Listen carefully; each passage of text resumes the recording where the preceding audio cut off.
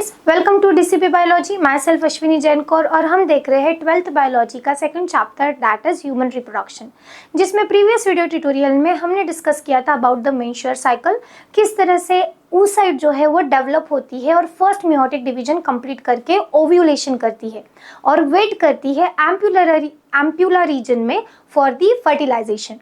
आज की इसमें हम देखने वाले हैं fertilization and implantation. So let's start.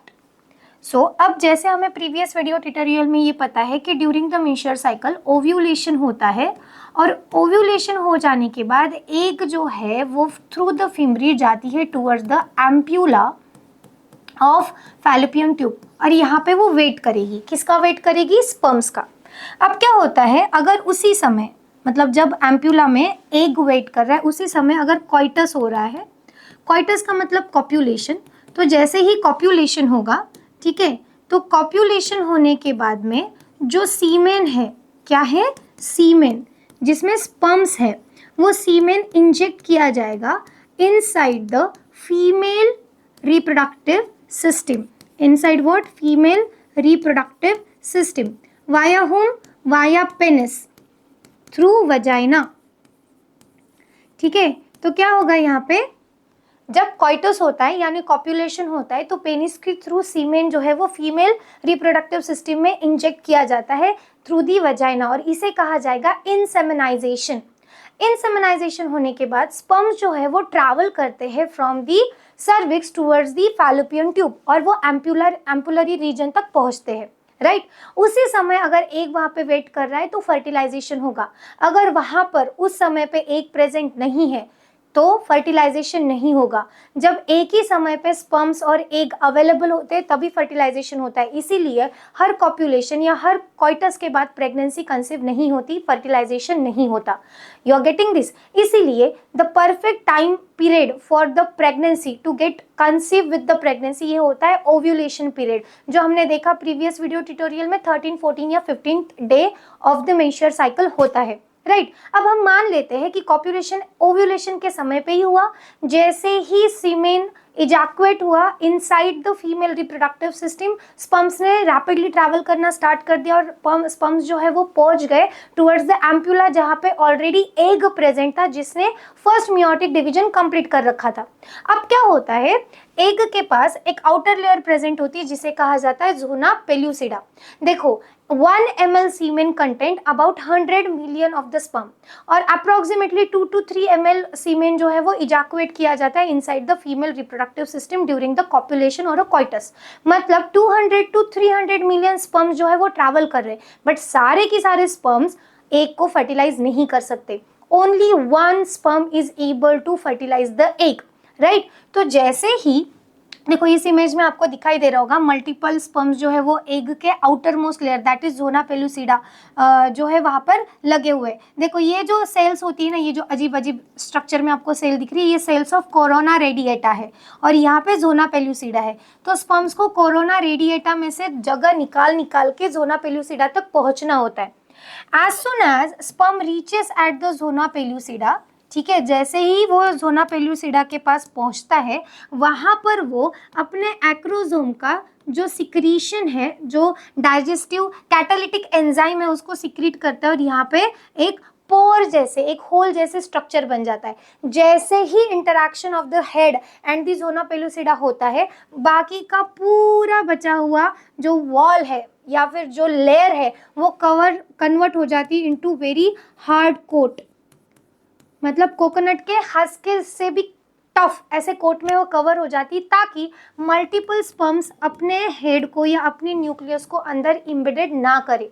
मतलब पॉलीस्पर्मी अवॉइड करने के लिए कुदरत ने ही एक तरीका रखा हुआ है कि जैसे वेरी फर्स्ट स्पर्म जैसे ही ज़ोना पेल्यूसिडा को टच कर लेगा बाकी की जगह जो है वो टफ हो जाएगी। मतलब बाकी के स्पर्म कितना भी वहाँ पे सर पटक ले अपने न्यूक्लियस को अंदर ट्रांसफर नहीं कर सकते।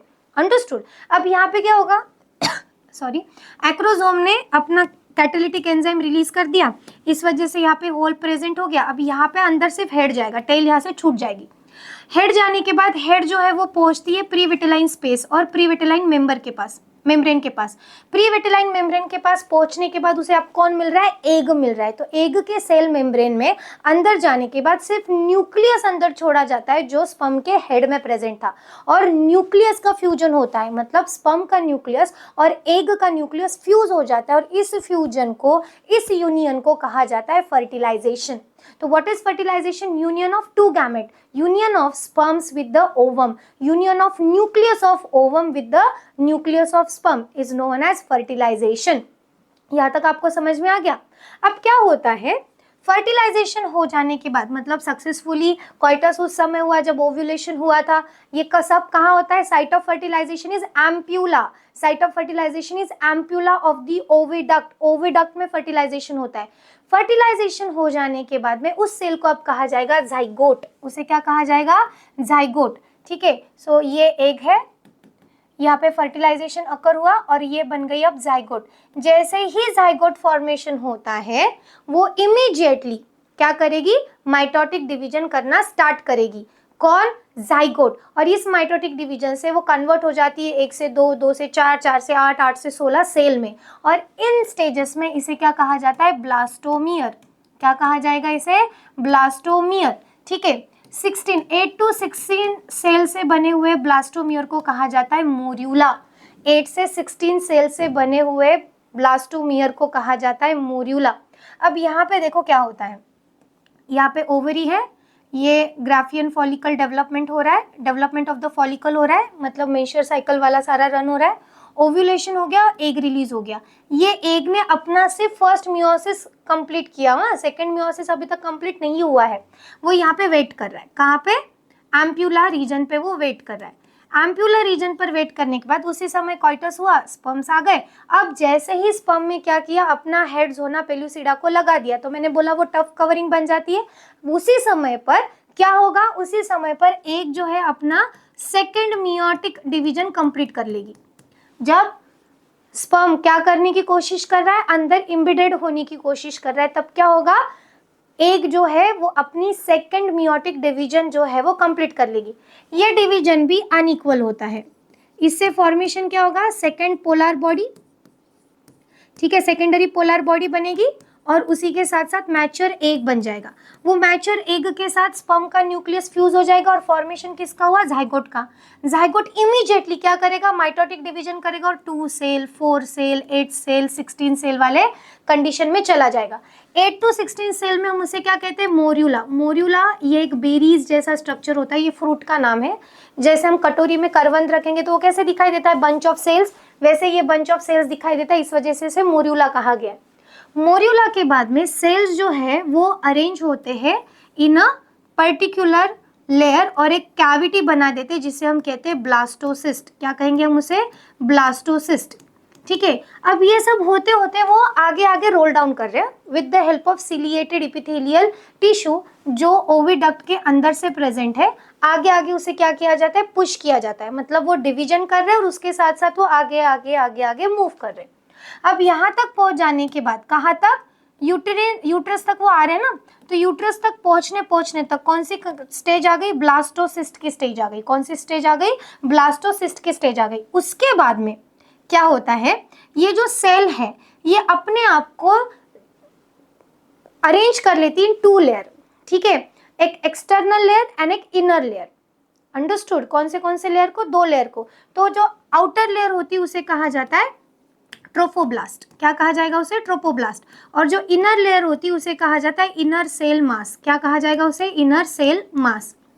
अब ये बन जाने के बाद में जब वो यूट्रस पर आ जाते हैं तो ट्रोपोब्लास्ट में जो सेल है वो फ्यूज्ड हो जाते हैं with the endometrium wall of the uterus.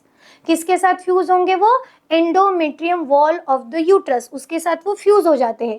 और जो इनर मास है वो डेवलप करता है एज एन एम्ब्रियो। ठीक है, तो इमीडिएटली एम्ब्रियो कवर्ड हो जाएगा एम्ब्रियो सैक के साथ जो बनता है ट्रोपोब्लास्ट और एंडोमेट्रियम वॉल के सेल्स के फ्यूजन की वजह से। और इनर सेल मास किस में कन्वर्ट हो गया, एम्ब्रियो में कन्वर्ट हो गया। और इसी प्रोसीजर को कहा जाता है इम्प्लांटेशन। क्या कहा जाएगा इस प्रोसीजर को? इम्प्लांटेशन। उसके बाद में गैस्ट्रुला फॉर्मेशन होगा, जर्म लेयर फॉर्मेशन हो जाएगी, फिर ऑर्गेनोजेनेसिस होगा, that is the embryogenesis, development and birth, जो नेक्स्ट सेगमेंट है। बट इस सेगमेंट में हमने क्या देखना है? Pregnancy and implantation, that is fertilization and implantation. तो फर्टिलाइजेशन कैसे हुआ हमें पता चला। सेकेंड मियोटिक डिवीजन कब किया? जब स्पर्म ने वहां पे जोना पेलुसिडा को हेड टच कर दिया तो सेकेंड मियोटिक डिवीजन हो गया, जिससे सेकेंडरी पोलर बॉडी बनी और मैच्योर एग बन गया। उस एग के साथ स्पर्म न्यूक्लियस जो था वो फ्यूज हो गया, that is formation of zygote. Zygote बनते ही माइटोटिक डिवीजन स्टार्ट हो गया। माइटोटिक डिवीजन में 2, 4, 8, 16 ऐसे सेल बनने लगे। 8 से 16 सेल को हम मोर्यूला कहते हैं। मोर्यूला की अरेंजमेंट इस तरह होती है कि वो एक ब्लास्टोसिस्ट फॉर्मेशन कर देती है, जिसे हम क्या कहते हैं? ऐसे कैविटी फॉर्म करती है, जिसे हम कहते हैं ब्लास्टोसिस्ट। एंड ब्लास्टोसिस्ट होने के बाद जो लेयर्स होती है वो 2 लेयर हमें एक दिखती है, एक ट्रोपोप्लास्ट, एक inner cell mass. Trophoblast fuse करता है विद द एंडोमेट्रियम वॉल के सेल्स के साथ फ्यूज होता है, और जो इनर सेल मास है वो ग्रो करता है as a embryo, and this process is called as implantation. This is all about fertilization and implantation, which is very simple to understand.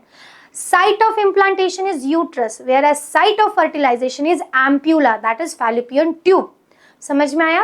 Polyspermy होती नहीं है, एक ही स्पर्म एक एग को फ्यूज कर सकता है, क्योंकि as soon as sperms head touch कर देता है, बाकी का जो कवर होता है वो हार्ड बन जाता है. What if 2 sperm at a time egg को टच कर दे? अगर 2 हेड एट ए टाइम अंदर जा रहे हैं, यानी 2 स्पर्म्स के न्यूक्लियस फ्यूज हो रहे हैं, तो वो ट्रिप्लॉइड स्टेज आ जाएगी, और ये एबनॉर्मल होता है, वो बेबी में कन्वर्ट नहीं होंगे.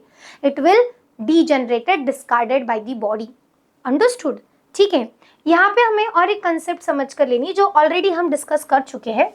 देखो, मेल जो होते हैं, तो मेल गैमेट जो है वो कौन सा है? स्पर्म. ठीक है. अब ये ध्यान में रखना, जैसे मैंने आपको बोला 1 ml of the semen contained around 100 million of sperm, so 300 million रहेगा into 3 ml, राइट. अब यहाँ पे एक चीज ध्यान में रखिए, मेल किस बेसिस पे डिसाइड किए जाते हैं? उनके पास 44 क्रोमोसोम होते हैं एंड XY सेक्स क्रोमोसोम होता है.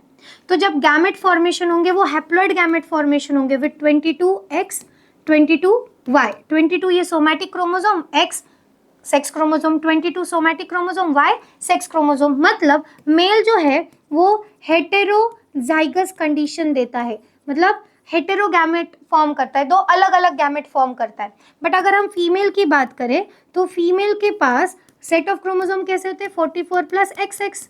मतलब उसके दोनों गैमेट कैसे रहेंगे? 22 प्लस X 22 प्लस X. मतलब who is going to decide the gender of baby? Male, that is the father, that is the sperm. And every time, अब जो मैं बोल रही हूँ कि 300 millions of the sperm release हो रहे हैं, इसका मतलब इसमें 150 मिलियन स्पर्म्स के पास X ये सेक्स क्रोमोसोम होगा, और 150 मिलियन स्पर्म्स के पास Y ये सेक्स क्रोमोसोम होगा. मतलब 22 प्लस X 50%, 22 प्लस Y 50%. इसलिए हमेशा प्रोबेबिलिटी ऑफ जेंडर 50-50% होती है. ऐसा बिल्कुल भी नहीं होता कि पहला बच्चा लड़का है तो दूसरी लड़की होगी, या पहली लड़की है तो दूसरा लड़का होगा, या फिर 4 लड़कियां होने के बाद लड़का होता है, या 4 लड़के होने के बाद लड़कियां होती. ऐसा कुछ भी नहीं है. हमेशा 50-50% प्रोबेबिलिटी होती है. डजेंट मैटर कि what is the result of previous pregnancy, what is the gender of elders baby, ये मैटर नहीं करता, क्योंकि हर बार जो स्पर्म्स बनने हैं वो 50-50% X carrying and Y carrying रहेंगे. प्रोबेबिलिटी किस पे डिपेंड करती है कि कौन सा स्पर्म फ्यूज कर पाता है एग को. अगर Y कैरिंग स्पर्म ने एग को फ्यूज किया तो the gender of the baby will be boy, that is the male. और अगर X कैरिंग स्पर्म ने फ्यूज किया एग को तो gender of the baby will be girl, that is female. Understood? तो ये ध्यान में रखिए. Never ever blame the mother for the gender of the child, and never ever blame to father also, because उनके हाथ में तो नहीं है ना कि मैं X कैरिंग जीन को ही भेजूंगा टू फर्टिलाइज और Y कैरिंग जीन को ही भेजूंगा to fertilise. It is not going to be happen, right. ये नेचुरल होता है, रैंडम होता है. There is certain probability of 50-50%. Assurity कोई नहीं दे सकता. And with the help of medicine और with the help of certain things ऐसा कुछ भी नहीं हो सकता है कि आप कोई जैसे वो मूवी में बताया जाता है कि कुछ एक पर्टिकुलर चीज खाओ तो लड़का ही होगा या लड़की होगी, ऐसा नहीं होता है। Scientifically always there is a probability of 50-50%। 50% chances of the baby boy, 50% chances of the baby girl. Understood? So in this video tutorial we have understood a very broad concept of the fertilization along with implantation and who decides the gender of the baby.